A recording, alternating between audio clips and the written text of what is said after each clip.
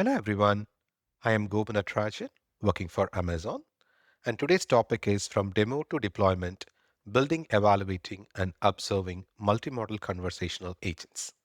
And today I want to talk about something many of us have seen, but far fewer have successfully deployed. We all have seen impressive multimodal demos, right? It could be voice, it could be vision, it could be touch, all working beautifully in a controlled environment. But turning those demos into production ready systems that are reliable, observable, and cost effective is a very different challenge. Let's take a real example of how we interact with a voice enabled TV in our living room. Let's like asking it find a comedy movie for family night and turn this into a production system that understand voice, on-screen context, personalization signals, and real-time content availability. Behind the simple interaction with your multimodal orchestration, you need to interact with speech, AI, ML models, and cloud services, along with continuous evaluation and deep observability to ensure you are getting the accuracy, latency, and reliability at scale. This is a simple example of how your multi conversational agents work in the background to enlighten and delight the customer experience in your living room. Today, I walked you through how multimodal conversational agents actually move from demo to deployment and what it tends to break along the way. Let's go to the next slide. Let's get an introduction on what is this multimodal shift is all about, right? Multimodal conversational agents are no longer experimental. They are quickly becoming the default interaction model across smart homes, vehicles, wearables, and any sort of computing devices in your home. In field studies across 250 households, we saw a 30% improvement in task completion when users had access to multimodalities instead of just voice or text. What's more interesting is behavior. Within about 3 weeks, users naturally shifted towards multimodal commands. Without being taught, you don't need a special user training to give them, hey, this is how you should interact with. It just becomes like a natural conversational activity any human will be doing it. That tells us this isn't a gimmick. It's a fundamental shift in how humans interact with systems. So the question is no longer, does multimodal work? The real question is how we operate it at scale, which we are going to cover as part of our today's discussion. Today's agenda, I will start with a disclaimer. We are not going to get into the low level design or low level architecture of how it's get implemented. It's more of a framework. This goes like a checklist whenever you want to move your demo to production of any of your conversational agents. What framework you should think about and what things you need to consider before moving into production. That's what we are going to cover as part of our today's session. It's majorly classified into 5 areas. First one is what does a production grade reference architecture looks like? Second, we're going to talk about the fusion strategies and their operational trade-offs. That might not be a situation where one thing will fit for every single use case you're going to implement. So we are going to discuss about the various fusion strategies available and their operational trade-offs in the system. Third one, how evaluation changes when text is no longer enough. The fourth one is observability and incident readiness. How are you keeping your systems being ready for incidents it happens in the production systems? And finally, what are the real world deployment patterns across industries? Okay, let's start with our architecture today. Awesome. Let's dive into this architecture. A production multimodal pipeline typically breaks into 4 stages we are seeing over here in this slide. The first one is ingestion, second one is fusion, then reasoning and action. So these are the 4 different layers or the 4 different stages of architecture of any multimodal pipeline. There is a reason for this separation because it's very intentional. Each stage needs to scale independently, fail independently, and be observable independently. When team blurs these boundaries, debugging becomes nearly impossible once you hit the real production systems or production traffic. So let's talk a little more about ingestion. Ingestion is where things quietly go wrong.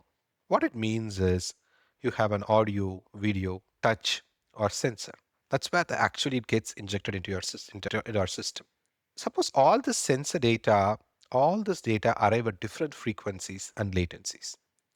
If timestamps aren't aligned properly here, the downstream reasoning will be incorrect. Even if your models are perfect, in production, ingestion needs strict synchronization guarantees, back pressure handling, and observability hooks for day one. The reason is, for example, you give a command and it takes long, and you give another command, you get multiple results in a different time frame, that it entirely messes up your experience altogether with your interaction.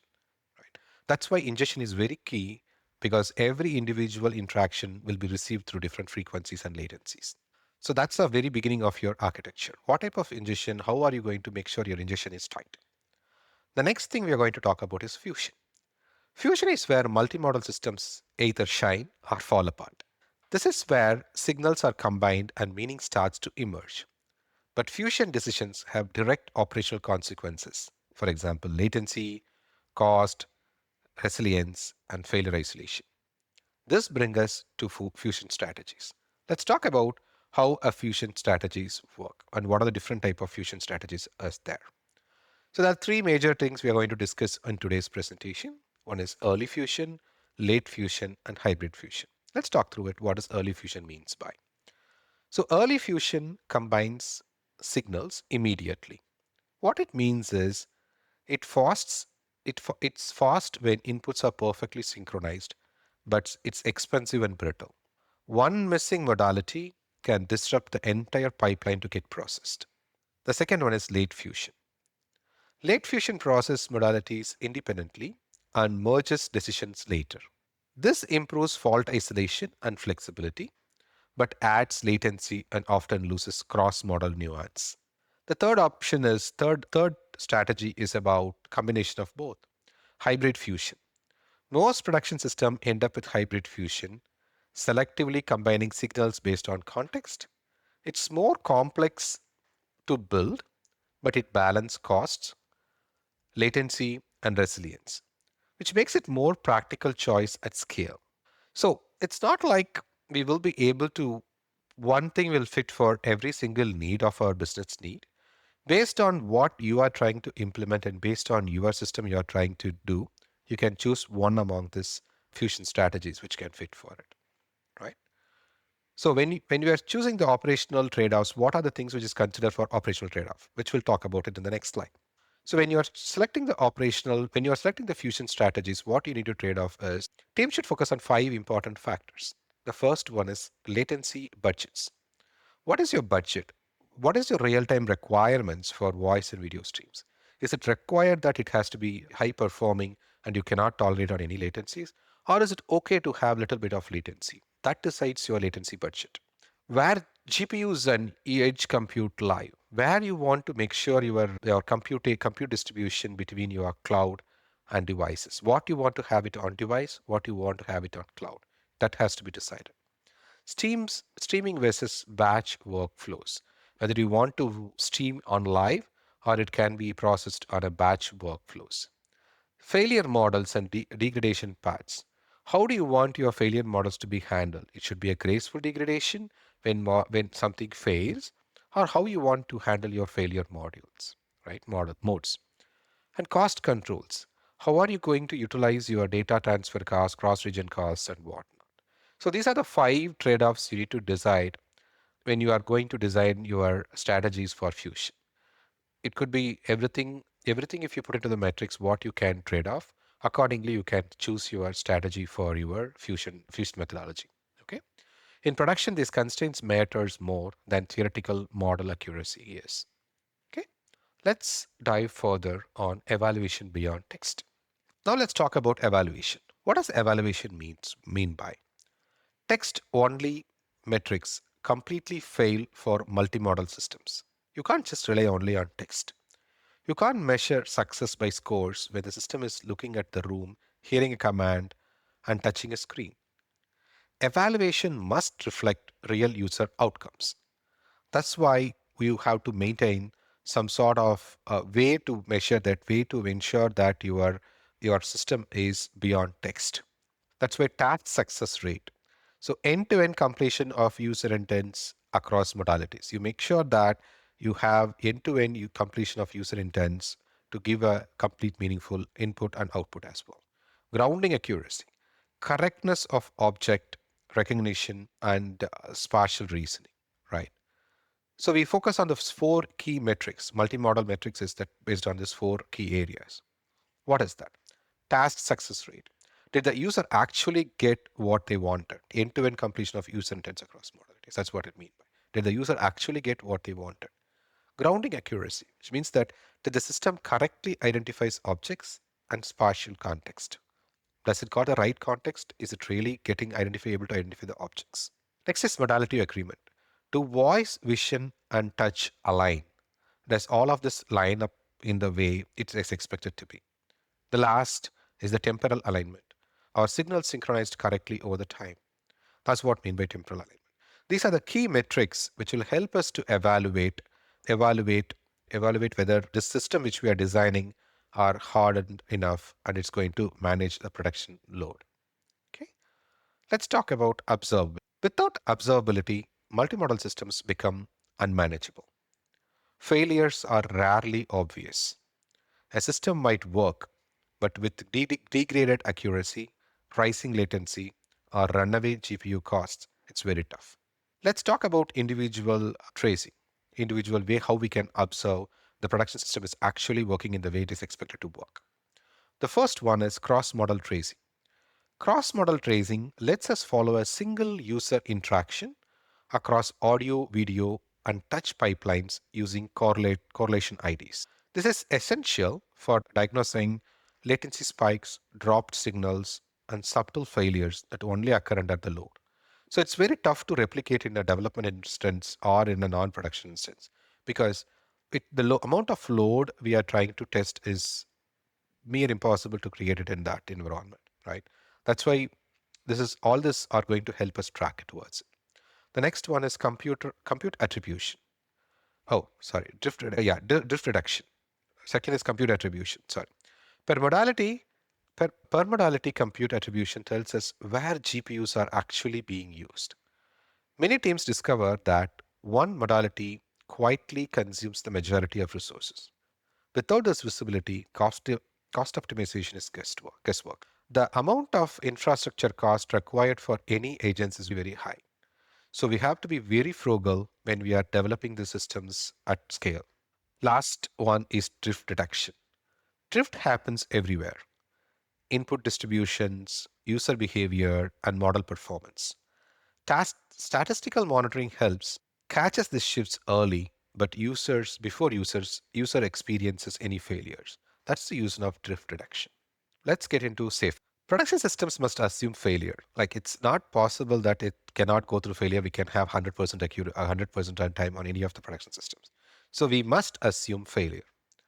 Multimodal pipelines should degrade gracefully instead of collapsing. In case there is a failure happen, we should find ways to gracefully degrade our pipelines instead of just collapsing and then left with no choice. So what are the ways we can do this? Right?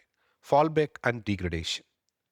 When fusion fails, systems should automatically fall back to a single modality like voice only, so users still complete core tasks. Graceful degradation keeps system usable during partial outages or traffic spikes. Right? Privacy boundaries.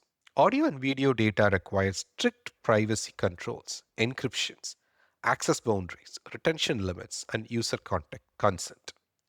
Privacy is not an optional in a production environment and requirement. The reason is in production, you will be capturing the voice, movements, and whatnot. So privacy is very key in ensuring that you are handling the customer data effectively. Let's get into the next slide. ML ops and LLM ops. So these are some of the operational patterns which can help us to see how we can able to operate effectively in a production system. The multimodal systems multiply operational complexity. You are versioning, this can help us in, you are versioning your audio models, vision models, and language models often together. So there are ways you can maintain your models effectively. One is among through the versioning of your models. It ensure that it's always a version exists. If something doesn't work, you can always fall back to the previous version. How do you test your ML models through A/B testing, right? That helps you to experiment your data, collect enough data pointers before you roll out to production. So you do A/B testing on your ML models. Model registries. This is like a registry with metadata for modality specific performance characteristics. How is your model actually performing? How is your characteristics of your model? So these are the rollout strategies must understand modality specific behavior before you roll out to production. The next comes the data operations, right? How do you operate your data? The data pipelines must support multimodal data sets with timestamp validation, synthetic data generation for rare cases, and automatic PIA detection. Without this, model evaluation slows to a crawl. Let's move on to next slide. So let's talk about real world applications, like how it works across systems. We see successful deployment across smart homes with sub-second responses. It could be voice, gesture, screen interactions for lighting, climate, and entertainment control with sub-second responses. Right. The second one is automotive. Automotive systems combining driver monitoring and voice. Right. The third one is wearables using voice and haptics. And AR and VR. There are like AR and VR environments built around spatial interactions. Each domain pushes different constraints, but the core principles remains the same, right? Let's talk about from prototype, pro production, key success factors. Team that succeed in a production do five things well. They define base metrics early. Metrics, that's your key for your success. What type of metrics you measure, how you measure it is very crucial in any production system, especially on this agent-based model and deployment through pipelines. So they define baseline metrics early. They roll out progressively with feature flags, right? They deploy, this is like differentiating between your deployment and your release strategy. You deploy your software either to the device or in your cloud system, but you're not open up to all the customers. So you control it through feature flags. So they roll out progressively through feature flags and they have an option to turn it off too. They build feedback loops from real usage, right? So capture those user corrections and then identify anything you can able to capture from the real usage and then course correct it. They actively optimize cost. Cost is very crucial in this complete process. So they optimize cost. And they maintain operational readiness with runbooks and on-call rotations so that anything and everything can be supported at any point of time for the system in production. Let's go to key takeaways. So one message, if there is one message to take away from this presentation, is the architecture is matters. Architecture matters most. Measure real task success. Right? You observe everything and plan for failure before it happens, not during an incident. So these are the four takeaways I would leave you with on this particular presentation. I'll repeat one more time. It's architecture matters, measure real task success, observe everything, and plan for failure before it happens. Okay. And last but not least, thank you for your time. I hope this gives you a practical framework for building multimodal conversational agents that your teams can deploy with confidence. If you have any questions, feel free to shoot it over my LinkedIn. I'm happy to answer it over there as well. Thank you so much for your time and see you soon.